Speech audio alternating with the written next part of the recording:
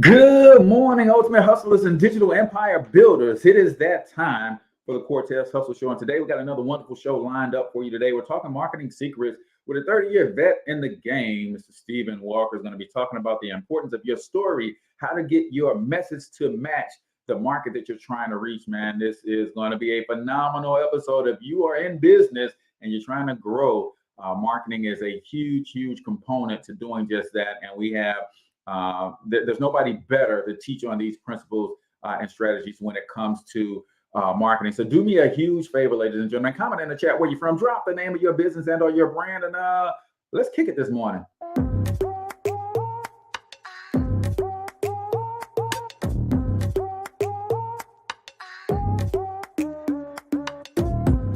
Yo, what's up, Ultimate Hustlers, and welcome to the Cortez Hustle Show, the business podcast for the entrepreneur of the 21st century. And I'm your host, Cortez Hustle. Our goal is to give you a behind-the-scenes look at how the world's greatest hustlers build amazing brands, scale their businesses to incredible heights, sell more, make more, and create mass movements that impact the world. It doesn't matter if you're a seasoned vet or you're sitting on the sidelines with aspirations to one day unleash your inner hustle. This show will provide the insights into how pure grit, determination, and hard work has morphed into some of the most iconic brands and personalities and how they are moving the culture forward. You'll get a mix of solo shows featuring yours truly, as well as interviews and content from other hustlers that I either know personally or I've learned from or whose grind I've come to know and respect. And you'll also get exclusive recordings from our membership called Monetize My Life Academy, which you can check out at monetizemylifeacademy.com. That's a program where we go live every month with some of the best hustlers on the planet, sharing best practices on how we all can explode our brands with advanced branding and marketing tactics, business development strategies, and financial game planning necessary to build the empires we all desire. Again, that's at monetizemylifeacademy.com. If you like today's episode, chances are the hustlers you're connected to will like it as well. Share it with those in your network. And when you do, use hashtag Cortez Hustle so I can see you and hopefully give you a shout out and share you in my stories. So check out today's episode and make sure you subscribe to the feed on your favorite podcasting networks.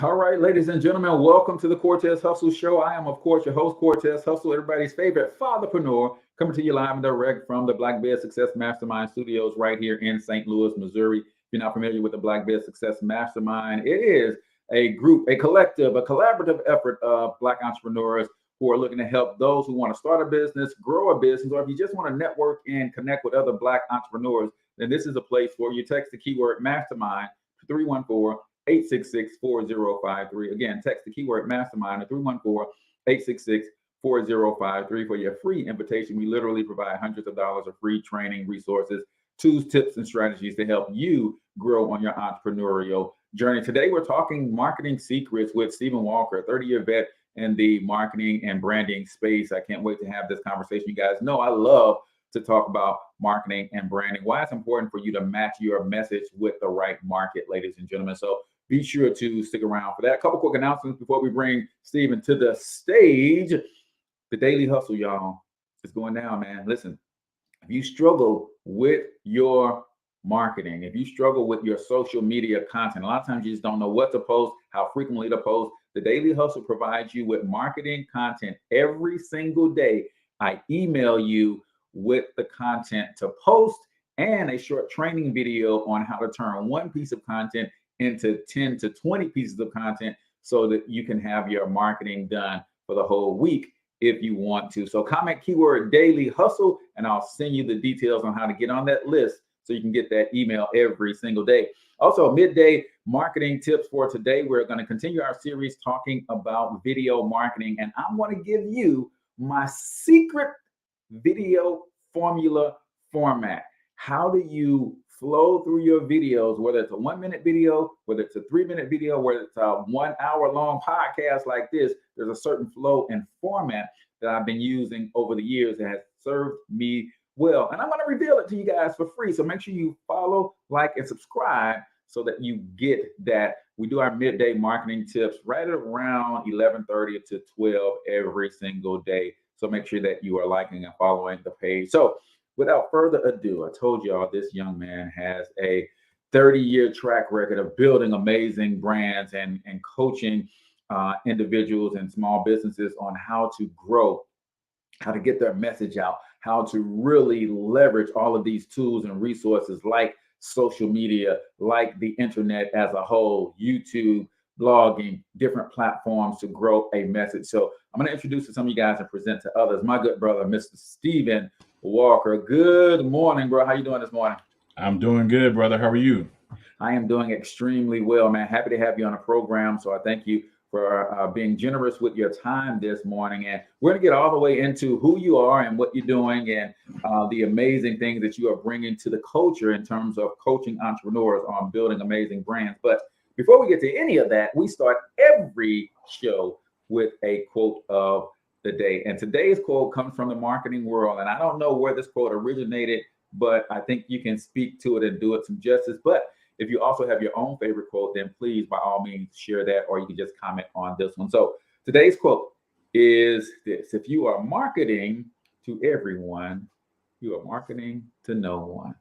If you are marketing to everyone, you are marketing to no one, ladies and gentlemen. And it's often said that you have to identify your target. Sometimes people just don't know what that means, but everybody drinks water. So if I had a water company, I would assume that everybody is my customer.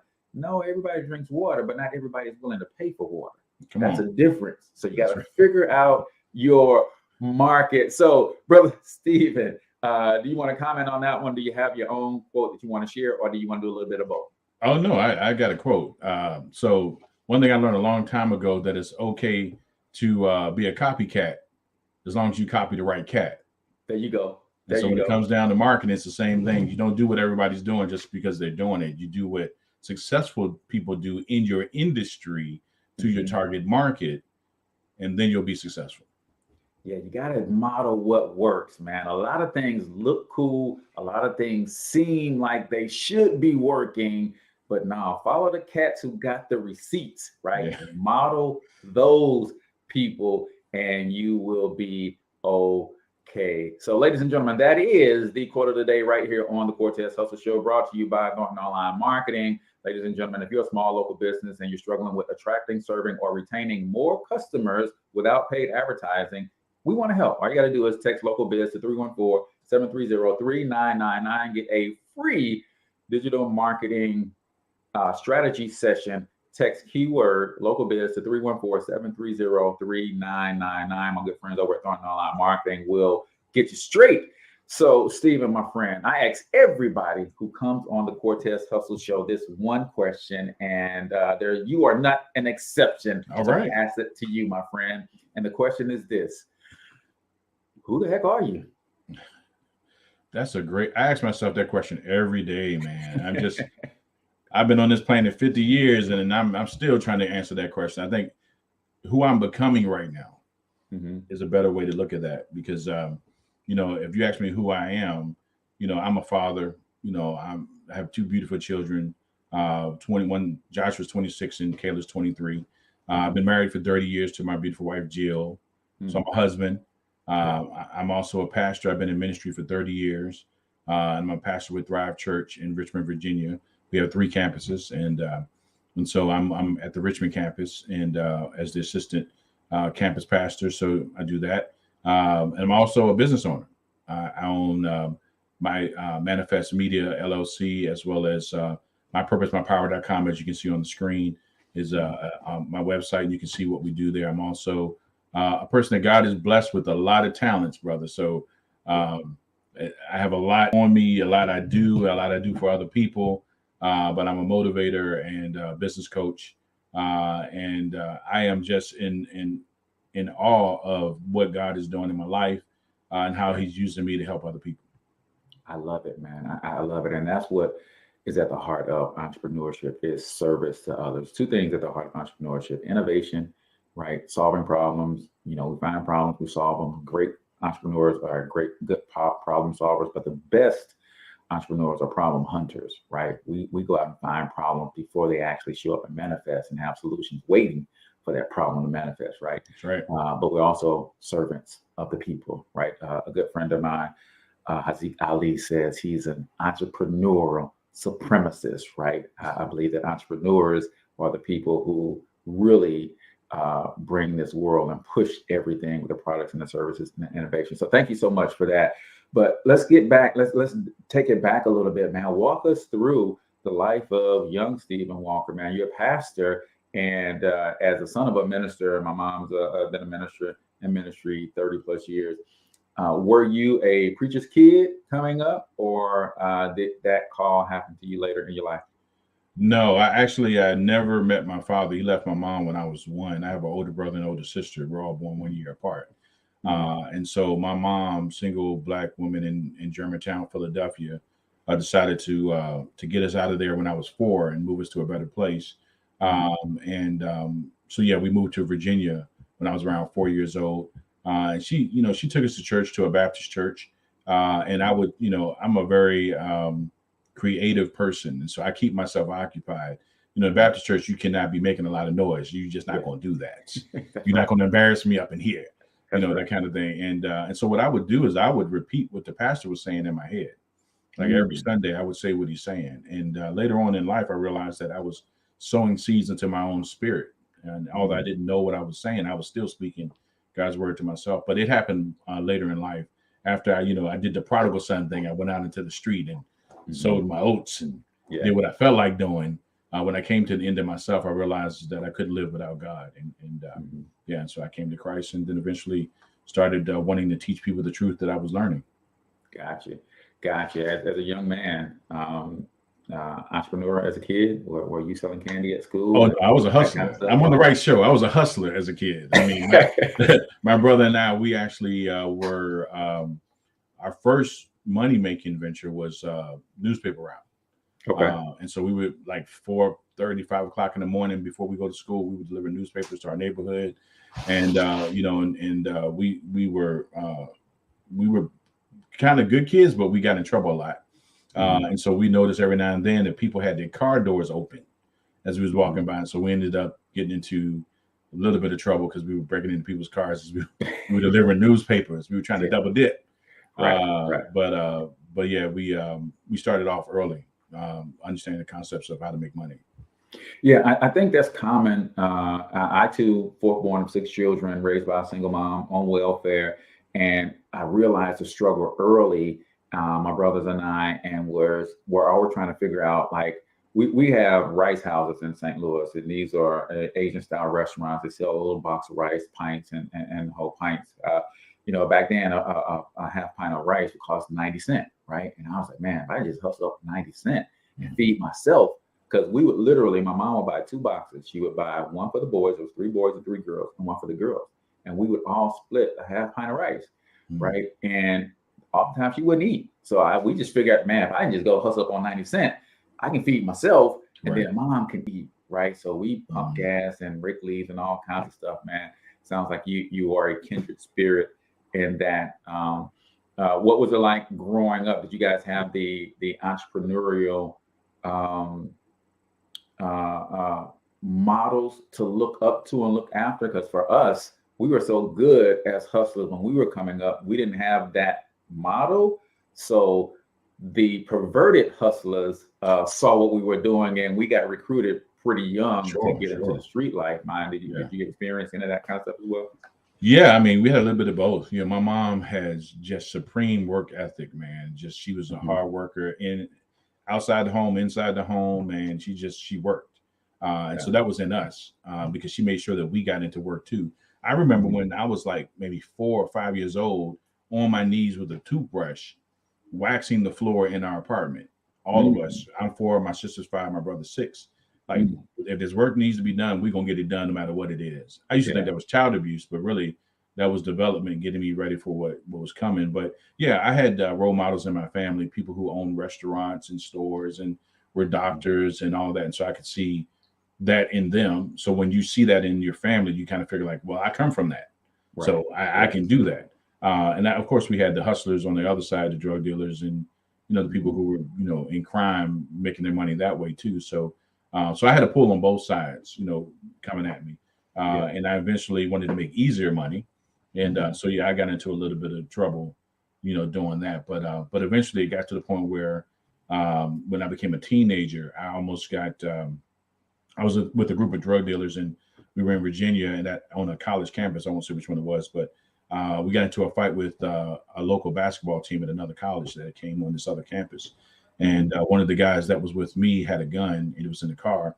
And he ran to the car to get the gun. I knew what he was doing. And to me, anyone that needs a gun to fight is a punk. You know what I'm saying? Like, it's a fight. We don't need to kill nobody. And I knew what he was going to do. And so I ran and tried to stop him. He put the gun in my face and was like, you better get out of the way. And that night I made a decision. I'm like, look, I'm tired of this. Like, I'm not going to jail for somebody else's idiocy. Like, I need to make my own decisions. And so by the time I got home, I said, that's it for me. I'm done with the streets. I bought myself a computer, a drafting table. Like I said, I'm a creative guy, and I started drawing and teaching myself how to use, the computer and all the Microsoft. I never went to school for it, but I learned how to use all the Microsoft programs. I taught myself, and I just stayed in the house and put all my energy in that. Yeah, man. I think there's something to be said about those life-changing moments like that. And when you were raising your children, how protective were you? Because my wife and I have this conversation. I'm the father of 5 sons. And because I came up that way, I wanted my sons to experience a little bit of that, right? And not make them 100% suburban kids, right? Glad that we were able to have the means to move out of some of the roughest places in St. Louis to kind of give them. But I think everybody needs a little bit of edge, right? How much did you shield your children from the past life that you witnessed and that kind of thing, and in terms of letting them make some of those choices that could create some of that life-altering decision-making in them? Did you shield them 100%, or did you? Well, what I chose to do was to shield them 100% from my old life. When by the time I got married, I had gotten off the street and become a Christian. So what I wanted them to know is how to operate as a king in God's kingdom, rather than how to survive in a broken world, like I had to do. Yeah. So we actually completely moved away from where I grew up, and we moved to North Carolina from Virginia. We raised our kids in North Carolina, and I gave my children what I did not have. I didn't have a role model as a father. And so what I didn't have, I gave them. I was constant and consistent in their life. I would have fun with them more than anyone. I would be more strict on them than anyone. I gave them the balance and understanding what a family is and love, and how to endure as a family through hard times and good times. Also, for my son, what it means to be a man. You don't have to go out and have sex with a bunch of women to be a man. You don't need to do drugs and alcohol to prove that you are more man than your friends. You don't need to do none of that. You have the power to make your own choice and build your life in a better way and stay healthier and stronger as a man, and be an example to your friends. Be a way out for them. A lot of times your friends are your way into trouble. But every now and then you have that friend that helps you get out of trouble. And that's what I wanted my sons and my son and daughter to be. And so even to this day, my daughter's in college at George Mason, and everybody calls her Mama Kayla. Like, all the students love her. She treats everybody like they're one of her children. They come to her for prayer. They come to her for comfort, and she's always loving on them. That's what we taught her. We modeled in our home. And our son, he's in medical school to be a cardiothoracic surgeon. So to him, all the knowledge that he has, he wants to teach other people. And that's what I did with my children, is I poured all the knowledge I had into them to show them how to be. Even if they're children, they still can have wisdom, right? You don't have to go play video games the rest of your life like that's all you're supposed to do. You can actually do some things, and the sky is not the limit. It's just the beginning. So you can be whatever you want to be in this world. So he's modeling that. I love that, man, because I think people forget the law of polarity, right? Especially when it comes to peer pressure. We only see peer pressure as a negative thing, but there's the other side of peer pressure, right? I had people in my life like, no, I want to be hanging out with that group because they're doing something else, and I don't want to be stuck over here in this situation. So I think people lose sight of that. I know our parents didn't, because they would pick up on, no, that's the wrong crowd for you to be with. You need to be with this crowd. But I'm glad that you said teaching your children to be to understand that yeah, you can be drawn into the negative stuff, but you can also emanate enough light to attract people to you and doing things the right way. So, Yeah, I actually had a situation where I learned that you don't want to call people out, you want to call people up. And so even in high school, I saw there were kids who were operating like I would eventually raise my children. They were operating in our school system as upright, honest, strong, powerful students. Whereas the kids I was hanging out with, we were violent. That's how we showed our strength. We were doing drugs to show our rebellion. We were having sex with all these girls to show our power and influence on our campus. Well, they didn't do that. They were just modeling a wholeness and security in themselves and knowing who they were that I wanted, and I respected them for that. I wanted that for myself, and so that was something later on I would find through, coming to Christ. I would get that security in me and not feel like I have to be like the world to show power.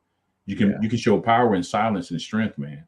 Yeah, man. I think this phony TV masculinity has really ruined a lot of brothers, right? Real men don't cry. Real men are tough. Real men are, like you said, dogs when it comes to the women. Real men can drink a fifth or a pint and hold their liquor and all of this kind of stuff. Just a bunch of foolishness that is highly monetizable from the powers that be. And that's why it's pushed out in every narrative. Even I remember my pastor was just Sunday talking about candy cigarettes, right? Bubblegum cigarette. Like they were pushing this narrative, the Marlboro Man. Like it's crazy. It was a strategy for the downfall of the people. I mean, it got to the point where even in my family, at 12, I was an alcoholic. At 15, I was a drug addict. At 16, I was arrested because I was following the path of what was before me. Those who were modeling those behaviors of the rap music I was listening to, the movies I was watching, because when I looked at them, I saw myself. Yeah. And that's a type of programming. I know we're not going to go off on a tangent, but anyway, it is a type of subliminal messaging that influences people. Yeah, and like you said, it's programming, and that's why it's by design for us to see only that. Because like you said, you saw yourself in that, but they don't show us any other version where we can see ourselves in a positive light. So and not only that, but the one that's getting out in those movies, the one that's actually going to make it out, they kill him. Yeah, right. Yeah, it's why. And they say, why does the good ones have to die? That's because they want you to think if you're going to be good, we're going to kill you. You're going to kill. Man, that is so rich, brother. Well, we are at the point where we do a segment on the show called 1 Minute Motivation, and going down this positive path. We're going to keep going down this road. 1 minute motivation is where we play a short motivational clip, usually 60 to 90 seconds or so. And I just ask you to give your takeaways. I'll give a couple takeaways, and the audience, usually those who are available and able, will comment a couple takeaways as well. We'll try to read as many of those as we can. So let's get into 1 minute motivation right here on the Cortez Hustle Show. 1 minute of anger robs you of 60 seconds of happiness. So decide it doesn't matter. Let it go and experience the dignity and the magnanimous sense of character of being big enough to move on and get on with your life. Letting it go so you can grow. Next step. Lack of self-acceptance, how does it show up? How does it manifest itself? See, all of us have greatness within us. But when you don't come to grips with your greatness and you don't work to develop it, if you're not seeking it out, if you're not finding where it is, if you're not trying to locate it, if you're not experimenting with your life to try and find out what fits for you, I'm saying that you're positioning yourself to be a miserable person, an unfulfilled person. How else do we do it? Procrastination. We just put things off over and over and over again. Why? Because we haven't accepted it. We don't feel deserving. We don't feel that we're good enough. So we sabotage ourselves by not ever taking care of business. We get real busy doing a lot of things where we don't have any time. Well, I'll never forget Og Mandino in the book called University of Success. He said many of us never ever discover our greatness because we become sidetracked by secondary activity. That is the good brother Les Brown. So this is my favorite segment of the show, especially when I have a guest on, because as I say every day that we do this, we all just listen to the same clip. But based on what we are in life, we all heard something very different. So what did you hear, my friend? Oh man, that the challenges that we face, we got to make sure that that we make the right decisions. Something that God revealed to me years ago is that we should never let the moment define our future. Mm, You yeah. should never let the moment define your future, because things that happen in your life. One thing that I teach as a business coach is those things come to pass. They don't come to stay. And Yeah. so you have to make your decisions in light of looking forward for years. And so many people made a quick decision that cost them time. They're in prison right now and they're losing years off their life. Some people, it cost them their life. And I myself have had, guns in my face 3 times. I've, out of anger. And I used to have rage before I became a Christian and followed Christ. But I've cut people, beat people with pipes, shot people. Choke people. Anger was, and it could have cost me my life. It could have cost me time in prison. And, but God saved me from that. But yeah, it's the ability to take the moment to see it as a challenge, but not as the thing that's going to destroy you. It's something that you have to overcome, and you got to make the right decisions. Yeah, man. Anger is robbing you of your happiness. I heard him say that. Let it go so you can grow. But I think overall, seek the greatness within, right? And continue to try to grow into the fullness of who God created you to be. I use this analogy a lot, and I want to get your take on it, that as humans, we can make a decision to not be our best, right? A tree doesn't know how to grow halfway, right? No matter what circumstance or situation you put a tree in, we've seen trees grow horizontally and then grow up as they're trying to find a light, because they're just trying to maximize whatever God created them to be. But as human and the free will that we have, we can decide when we get to a certain place, like, I'm cool, and just chill out there. So what are your takes on that? Yeah, I see a lot of people trapped in time, man. I had a friend when I was first coming to Christ. I was like, man, you got to come to my church, man. This stuff what they're teaching is amazing. And he shut me off. And years later, I had been walking to Christ for a while, and I got married. I had our first child, Joshua. God was blessing me. And I came back around his house, and he was in the exact same spot. Woke up from a hangover, looked drawn and sickly. And I was like, bro, you got to listen, man. You got to come with me, because look at what God is doing in my life. There's a better life for you, and he wouldn't listen, and he eventually went to a party and somebody tried to take his head off with a bat, and he had stitches around half of his whole head because it got severed his ear. He hit him so hard. So yeah, there's a lot of choices that we need to make. And I think that when you have time to make a better choice for yourself, you should, I think we know what we're doing wrong. Yeah. And I think it's from, a lot of times pain and suffering that we stay where we are, but there's always a better life. There's a better choice. You can make better decisions. If other people can do it, why not you? And if they're doing it now, why are you waiting? Tomorrow's not promised to anyone. So we got to get up and get busy. And that's what happened the day that I finally got home from, I was telling you about hanging out with the drug dealers.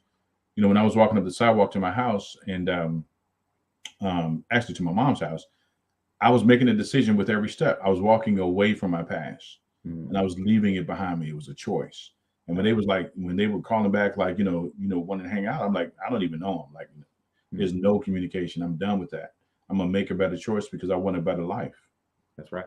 Love it, love it, love it. Ladies and gentlemen, that is 1 Minute Motivation right here on the Cortez Hustle Show, brought to you by mypurposemypower.com. Make sure you guys go check out what Stephen has going on. If you are in business, even at the very beginning stages of business, one of the things he specializes in is helping you take that idea and turn it into reality in a strategic manner that not only helps you launch the business, but launch the business the right way so that it is profitable, so that it is scalable with the right systems in place, so you don't burn yourself out, man. Because a lot of entrepreneurs actually burn out and quit before. So make sure you go to mypurposemypower.com and check out what Stephen has going on. So, brother, you talked about making that walk, making that transition, making that journey. So what was your first business venture, right? What was the first thing that you did on the other side of walking away from those negative influences in your life? So the first business I started was MannaFest Creations. That was the name of it, MannaFest Creations. It was a graphic design firm. And I just designed branding packages, logos, business cards for businesses as well as nonprofit organizations. And really just kept me busy on the computer, kept me out of the streets. And the name MannaFest is spelled M-A-N-N-A and then F-E-S-T. So manna is what God fed the children of Israel with. He provided for them in the wilderness. And fest, F-E-S-T, is the celebration of. And so my whole concept of starting it is that God has given us blessings to provide for our life and our families. And so that's like manna. And the fest part was we celebrate what he gives us every day. He gives us life. He gives us the ability to obtain wealth. And the word of God says he does that to establish his covenant in the earth. And so I'm like, my company is going to be named after what the process by which God blesses his people. He gives us that ability to have wisdom to use it to start companies and make revenue and provide for our family and for his will to be done in the earth. Yeah, let's talk about that a little bit, because one of the gripes that I have with Christian individuals is that we will say repeatedly that I can do all things through Christ who strengthens me. But when it comes to getting up out of poverty, when it comes to, using our gifts and talents that God gave us for our benefit, it seems like we struggle mightily with is it even possible, right, for me? And we just said all things are possible, right? And B, how far we could take it in terms of actual monetization and accumulation of money and wealth. I think a lot of us have it confused. So what are your thoughts on us in the Christian community not using our gifts and talents for our own benefit, but we're more than willing to farm them out for a job and other things? So, it's a great question. The first thing is understanding the scripture is very clear that many are called, but few are chosen. So just because everyone is standing on the field doesn't mean they're on the team, right? So everybody that calls themselves Christians are not Christians. Jesus is very clear about that. Matthew chapter 7 says, many will say to me in that day, Lord, Lord, but they will not inherit the kingdom of heaven, because I will say to them, I never knew you. Depart from me, you worker of iniquity. So there's a lot of people who call themselves Christians and put fish, the fish symbol on their license plate and Christian bumper stickers and wear a cross. They're going straight to hell because they are not truly serving God according to his will. Jesus said in Matthew 7, the only people who get into heaven are those who do my Father's will, which is what you're talking about. Because if you are a Christ follower, and this is what I teach people, you don't even say Christian anymore, because Jehovah's Witnesses call themselves Christians, Catholics call themselves Christians, Mormons call themselves Christians. So that title, even in the Bible, wasn't even a good title. It was given in Antioch as almost a cuss word, as a Christian. It was said in a derogatory manner in Antioch. So we were in the way. We were part of the way. That's really what we were supposed to be following. And so we are followers of Christ. And this is the difference, Cortez.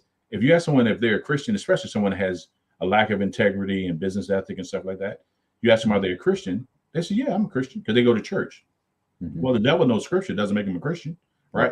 and then you ask them the question, oh, so are you a follower of Christ? That's a whole different discussion.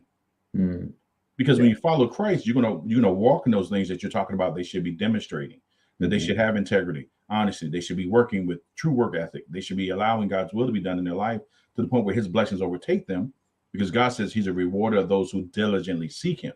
So God's not a liar, right? Matter of fact, there's a scripture that says that if you are in me and my word is in you, you can ask what you will and you will have it. That's in the Bible. So if you are truly his, then he's going to give you wisdom. As he says, he gives to all men liberally, and he doesn't hold back from giving wisdom. His children are children of light. And it's not to say that riches is a determination of the true mark of being a follower of Christ, because it's not. What's a true mark of that is holiness and sanctification.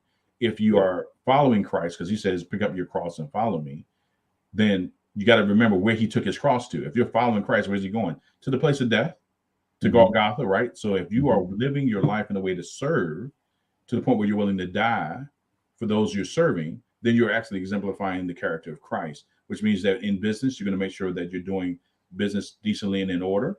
It's Christ honoring, it's God glorifying. And it's even if you have to suffer loss to make sure that your customer is taken care of, you're going to do that because they're number one and they're most important. And the work that you do is going to be excellent, or they're not going to have to pay for it, period. That's the way it should always be. I love it. I love it, man. It seems like there's a lot of fear in, and maybe that's my lack of understanding that they're not true Christians because fear and faith can't occupy the same space at the same time. So how can you be a Christian in business and scared to move your business forward at the same time? So, let me tell you something that happened. So coming out of the last 2 years has been crazy. And it's a test. It's been a test of your faith. Like, what are you really believing in? Who are you really believing in? Right. So coming out of the last 2 years, I decided, you know what, I'm just going to ramp it up. I feel like, those who follow Christ have been under attack more than any other time, especially with businesses who call themselves, Christians. And I said, you know what, I'm going to leave my house and I'm going to go open up an office. And so I made the investment and opened up an office, opened up a studio. God has blessed me more in 2 months than he did any time last year. Wow. Because of stepping out in faith and believing him for greater, right? And so that's the question that you got to ask yourself as a business owner is, what do you believe in God for? And a lot of people who aren't Christian, that's not a thought you can have because you're not even thinking about God, right? But those who are in the household of faith, you got to ask the question, what am I believing God for? And sometimes it comes down to the point of, I'm not believing God for anything. I ain't been thinking about, what I believe in God for. And that's the real issue is you're not even focused on what you need to be focused on. You're just doing busy work, but you're not doing his work. Gotcha. When it comes to charging people for services, I know this is something else that, those who say they are Christians in business seem to have an issue with, right? And I know that's a mindset thing because we know that service allows for reciprocity. I'm providing for you and you're making an investment in yourself, not in me. You're not spending any money with me. You're spending money on yourself when you're buying services. How do you help those who have the mindset that, because I'm doing God's work, I should be doing it for free? Number one, that's from the devil. So let's deal with that. We are not, no, that's not how that works. Unless you are independently wealthy, you shouldn't be doing nothing for free. That's God leads you to do that. The other thing is a workman is worthy of his hire. So if you're putting forth the work, people should pay you what you're worth. And I'm going to say it again. People should pay you what you're worth. If you don't know what you're worth, then you'll accept anything. What you have to do is look at your body of experience, your body of work, the testimonies from your clients, and that tells you how much you're worth. And if you sell yourself for cheap, well, then that's the price you put on yourself. It's not the client that's the issue, it's you. So like you said, it's a mindset shift. If you say you're valuable, then act like it. Yeah. If you say you're valuable, then what you have should demonstrate that. Yeah. I remember the parable of, the guy who hired on for a penny at the beginning of the day and someone else hired on for a penny at the end of the day. Like, wait a minute, why we get the same thing? Hey, you agreed to that. Yeah, the wages was already discussed. You were cool with that. And matter of fact, he says in that parable, he says, what is it to you that I would pay him more? I'm paying you what I told you I would pay you, right? And so part of the thing we have to do as business owners is set the price that is a good market price, and that price is subject to change depending on product and service, based on supply and demand. So if it's high demand from your time, then your price needs to increase because now your time is extra valuable. If you have a lot of time, you can have a little flexibility as you build your client base, but still you need to be like coming to this year, I decided I don't want a lot of clients. I'm going to be working with a company out of Australia, and one of the questions they ask you is, how many clients do you want? Well, they had different multiple choices, and if 50 plus, or just keep them coming. And I was like, no, I don't want a lot of clients. I want fewer clients that pay me what I'm worth, that will give me the same as if I was working with 100 clients. If I can get 4 clients paying me what I would have been working myself to death for 100 clients, then I'm doing good. Yeah. And I think people miss that because when I talk to people about, their pricing being a little low for their industry, for their skill set, and man, you ought to double your prices. Well, if I double my price, I'm going to lose half my customers, but you're going to make the same money. Yeah, and it's because they don't understand business, Cortez, to be honest with you. A lot of people are in business, but they haven't been taught business. Yeah. Just because you go get a name and a business card and, set yourself up with a Facebook page and Shopify, doesn't mean you're in business. That just means that you're presenting something to the public, but you don't really know what it is you have. And that's why they need training. That's why they need business coaching, and that's why they need to come to Thornton Online Marketing, so they can learn what they don't know, because you don't know what you don't know. Yeah, I'm in a business mastery class with Dr. Ned Watson now on, understanding the numbers behind the business and running your business by the numbers. And it's really eye-opening for me. And I've been at this thing for a while, and it's like, man, you can't make decisions that will impact the business positively if you don't know your numbers, right? And that was one of the biggest takeaways that I got. And I got 3 more classes to go, so I can imagine what I'm going to learn in these last 3 classes. Oh yeah, she's got some awesome courses for business owners. Yeah. But another concept is this: if you ask the business owner that's dealing with pricing, if you ask them the question, would you rather have buy one get one free, or the product that you're buying half off, which one would you want? The challenge is they're both exactly the same. Buy one get one free is the same as 50% off one product. And so when you look at, with the limit of 2, I should say, because you got to put that on there, with the limit of 2, they're buying 2 at that price. But if they don't understand business concepts, they're going to lose money, and they won't make as much money as they can. Yeah, and I think that's where burnout comes from. It's like, if you're undercharging and you're over delivering constantly, then you're never going to feel like it's worth it, and you're going to give up. And it's going to be easier for you to go back to a job and just say, hey, I'm going to put these 40 hours in, and I know exactly what I'm going to get in 2 weeks, and I'm just going to build my life around what that number is, right? Let me tell you what happened to me. So when COVID hit, I was working with a major broadcast company. I was like 130% of budget. I was killing it. And I got a phone call, and the phone call was the vice president and the market president.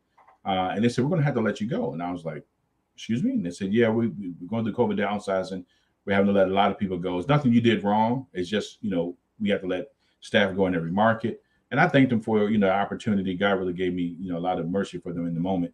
And I hung up the phone, and I was like, okay. I said, God, now I work for you, because I don't even understand that. There's like 5 people. I could have told them straight up, like, they need to be fired, because they ain't never hit their numbers, right? Right. But I said, no. Sometimes your challenge becomes your opportunity. And I was like, okay, I'm gonna look for the opportunity in this. Do you know, Cortez, within 2 months, I had 4 clients that was paying me what I was working 40 hours a week to get. And I want you to see this.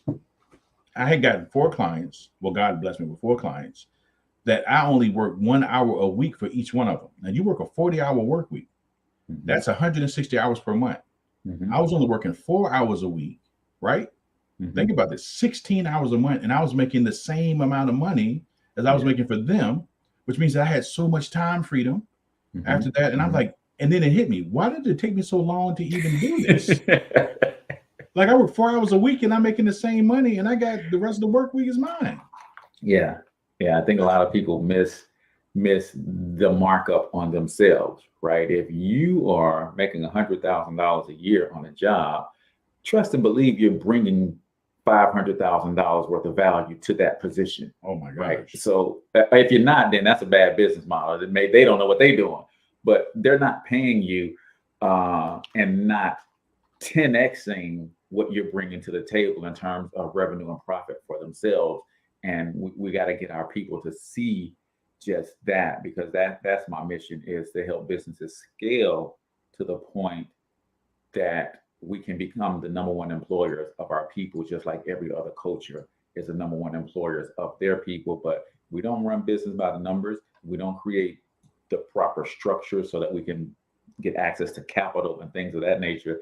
Then it's going to be hard for us to grow businesses, to hire people. Like, out of the 2 million Black-owned businesses in the country, only less than 200,000 of them have employees.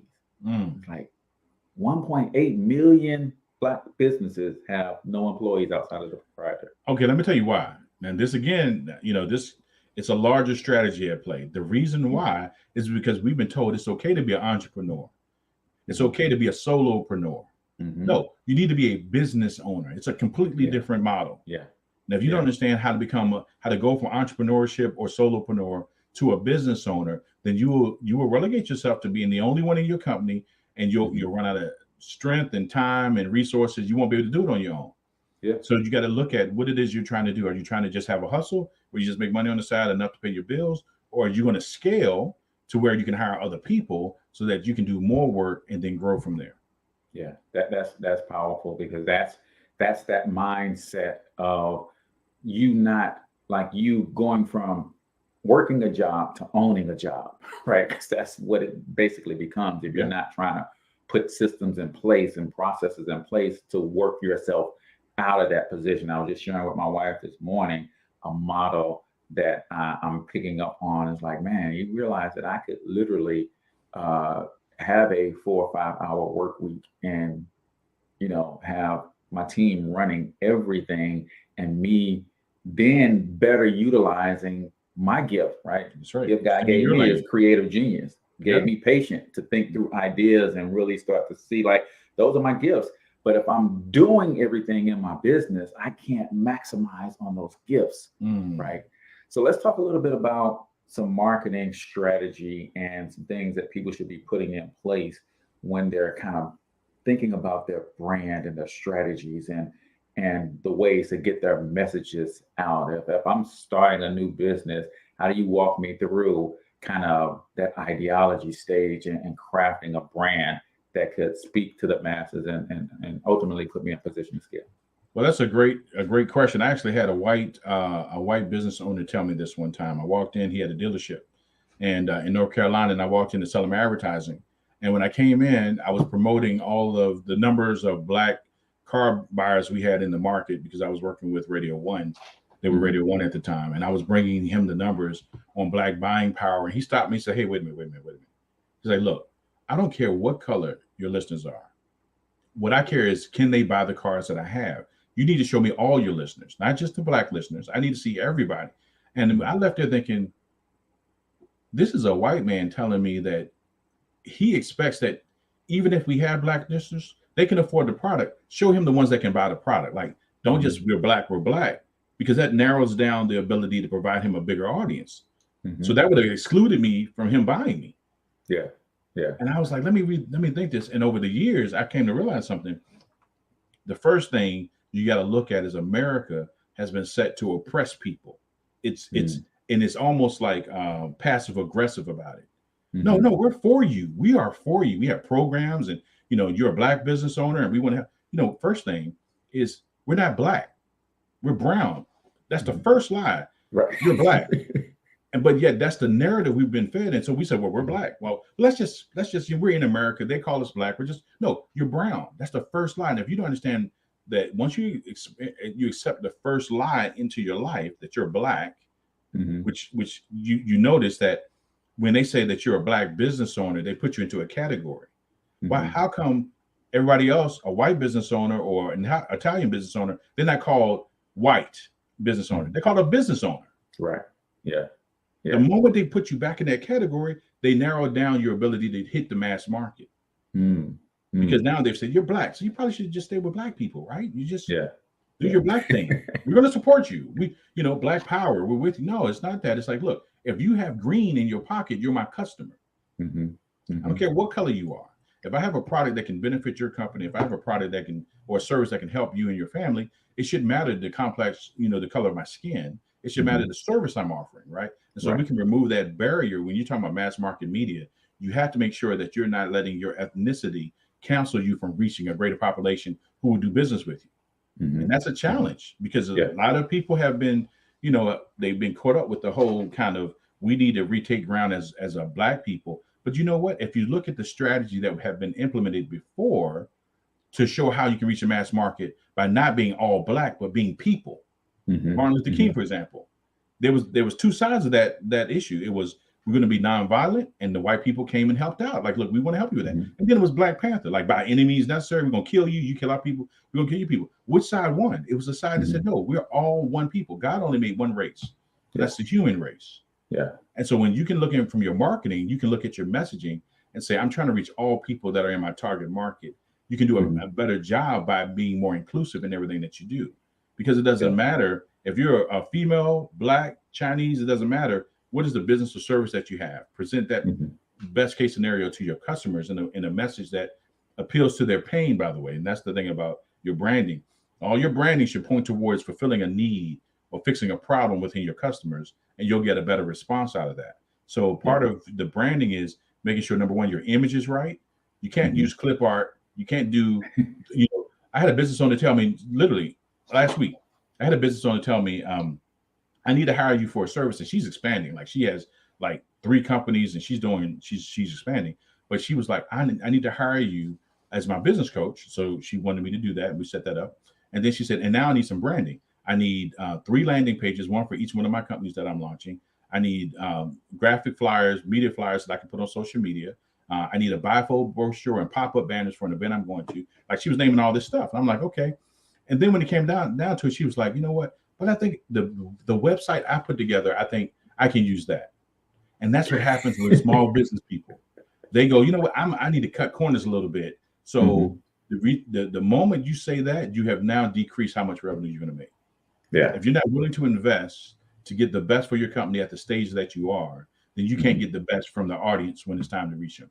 Because they're going to look through that. They're going to see it's clip art. They're going to see that you threw that website together and it's barely functioning properly. You got links that don't even work. They're going to hear in your commercials that the script is written wrong. It doesn't have a call to action. They're going to see in your branding no design quality. You use a font that everybody uses. And you use clip art to make your logo. Like you're not standing out from amongst your competitors. Like all of those things have to be dealt with. And that's what I do from a business consulting and graphic design standpoint for all of my clients, is take them through that assessment. Where are the holes where we need to fill in to help you get the biggest bang for your buck? Even if we're buying advertising, which I also do for my clients on Ready TV. If you're buying advertising, let's make sure we place it in the right place with the right messaging. I love that, man, because it is so important to speak to, because people are either moving away from pain or towards pleasure. And you just got to figure out which one of those is best for your business, right? Or more people and that are attracted that you're serving with your solution. Is it more effective to move them away from pain, or is it more effective to move them towards pleasure? And you craft your messaging around that. So there's another thing too, is you have to think not like the business owner, you have to think like the customer. Yeah. And most business owners are like, I can't do that. You know what? You're a customer for somebody else's business. So let's think about it from that standpoint. There are times in your life where you have a need that's so great, you're ready to pay somebody to fix that. That motivation is what you need to have in your marketing for your customers. Yeah. Whatever it is that would trigger them to action to hire you, that's how you got to set up your messaging, and your branding should coincide with that. Love it, love it, love it. Well, we are wrapping this thing up, brother, but we can't let you get out of here without this last segment that we call freestyle, because I know you got bars, bro. Let's go. And I can beatbox too, man. I'm gonna drop the beat, bro. It's going down. Right. So freestyle right here on the Cortez Hustle Show is more about as I'm building this multi-billion-dollar international media conglomerate that will surpass Disney and Ted Turner someday. I don't always ask the right questions, right? And the conversation doesn't always evolve to where we want it to go. So I allow my guests to have a freestyle moment to where you can either reiterate something that you feel is important and needs to be covered, or you can, if we haven't covered something that you definitely want to get across, this is your time. So take 2 minutes, bro. And this is freestyle on the Cortez Hustle Show, the Stephen Walker version. Hit them with your best bars, my friend. All right. I'm going to recite a poem that I wrote and share this with you. I'm a big advocate of mental health. And I work with Mental Health of America here in Virginia. And I did a poem for them a while back. So I'm going to recite that. It's called I Will Stand. Should I run and hide? Should I stand and fight? Should I lay down and die? Should I press forward with all my might? Do I have strength to stand? Do I have strength to be the man that I know I am, the man that prevails in victory? What am I to do today? What can I dare to achieve? Can I stand, and will I stay? Can I dare to believe? Will I be knocked down to the ground? Will I be dealt a blow that leads to death? No matter the cost to my soul, I will fight until I have nothing left. I will never give up. I will never surrender my life. I will fight and fight through the day and all through the night. No matter what comes against me, no matter what force or foe, though death itself stands before me, I will stand and fight to death. This I know. until death itself lays before me, defeated on this cold, solemn ground. Let my enemies know this one thing: a true warrior has met them on this battleground. I will fight and I will win. There you go. Drop the mic, ladies and gentlemen. It doesn't get any better than that. So, Stephen, man, thank you so much for your time today, coming to hang out with us on the Cortez Hustle Show. Man, your story is one that ultimately we will see on the silver screen, I have no doubt, as you are continue to blaze trails, brother, in the business industry and helping the culture move forward and understand business and how to do business with excellence. So tell everybody how they can get in touch with Stephen Walker if they need you as a coach, if they want to get some branding and some marketing tips, strategies, and resources from you. What's the best way for them to connect with you? Well, because they're a viewer of your show, I'm going to offer a free growth strategy session to anyone that reaches out to me. It's a 30-minute session where we'll get in some of the detail of what we've already talked about. But they can do that by going to my website, mypurposemypower.com, mypurposemypower.com, or, and this may be a shock to you, they can call me directly on my cell phone at 919-208-5478, 919-208-5478. I make myself available to everyone who's ready to go to the next level. So give me a call. Yeah, I heard it here first, man, right here. Because you listen to the Cortez Hustle Show, a free growth strategy session with a 30-year vet in the business, coaching industry, and the branding and marketing sphere.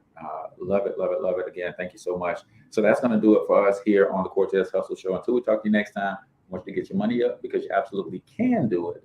But more importantly, you deserve to do it, each and every single one of you. Now, hustle up.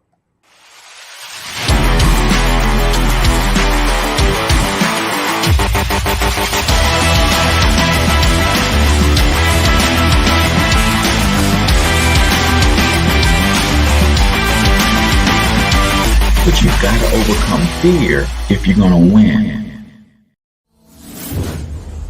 You're tuned into the Cortez Hustle Show. Please like